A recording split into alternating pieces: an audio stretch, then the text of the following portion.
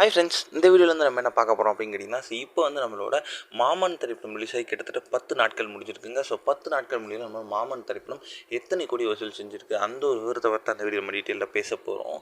இப்போ வந்து ஒரு காமெடி ஆக்டராக இருந்த சூரிய வந்து இப்போ வந்து செம்ம பெரிய ஒரு மாஸ்டர் வந்து தமிழ் சினிமாவில் வந்து என்ட்ரி கொடுத்துருக்காங்க.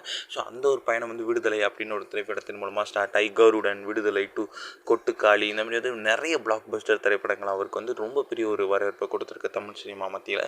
அண்ட் ஈஸியாக வந்து நம்ம தமிழ் மக்களும் வந்து அவர் வந்து ரொம்ப பெரிய ஒரு மாஸ் ஹீரோ வந்து ஏற்றுக்கிட்டாங்க. அது ரொம்ப பெரிய ஒரு விஷயம் அப்படின்னு சொல்லலாம். ஸோ இப்போ வந்து இந்த ஒரு திரைப்படம் வந்து ரொம்ப பெருசாக பேசப்பட்டுட்டு இருக்க நிலையில் வந்து லேட்டஸ்ட்டாக ரிலீஸ் ஆன திரைப்படம் தான் மாமன். ஸோ இந்த திரைப்படத்தில் வந்து நம்ம சூரிய கூட சேர்ந்து ஒரு ஐஸ்வர்யா லட்சுமி, ராஜ்கிரண், பாபா பாஸ்கர், ஸ்வஸ்திகா, இந்த மாதிரி ஏகப்பட்ட நட்சத்திரங்கள் திரைப்படத்தில் ரொம்ப ரொம்ப முக்கியமான ரோலில் நடிச்சிருந்தாங்க. ஸோ இந்த திரைப்படம் வந்து ஃபேமிலி ஆடியன்ஸை ஈஸியாக கவர்ந்துச்சு அப்படின்னு சொல்லலாம். ஸோ ஃபேமிலி அட்ராக்ஷன் இருக்கிறவங்க எல்லாருமே வந்து இந்த திரைப்படத்தை ஃபேமிலியாக போய் பார்த்து சூப்பராக இருக்குது அப்படின்றத வந்து சொல்லிட்டு இருந்தாங்க.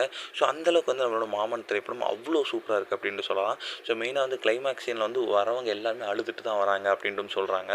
ஸோ இப்போ வந்து 10 நாட்கள் முடியல நம்மளோட மாமன் திரைப்படம் கிட்டத்தட்ட வந்து 30 கோடிக்கு மேலே வந்து வசூல் செஞ்சுருக்குங்க. இது வந்து நல்ல ஒரு வசூல் அப்படின்னு சொல்லலாம். ஸோ கண்டிப்பாக வந்து இன்னும் போகும் நாட்கள் எத்தனை கோடி வசூல் செய்யுது அப்படின்னு வெயிட் பண்ணி தான் பார்க்கணும்.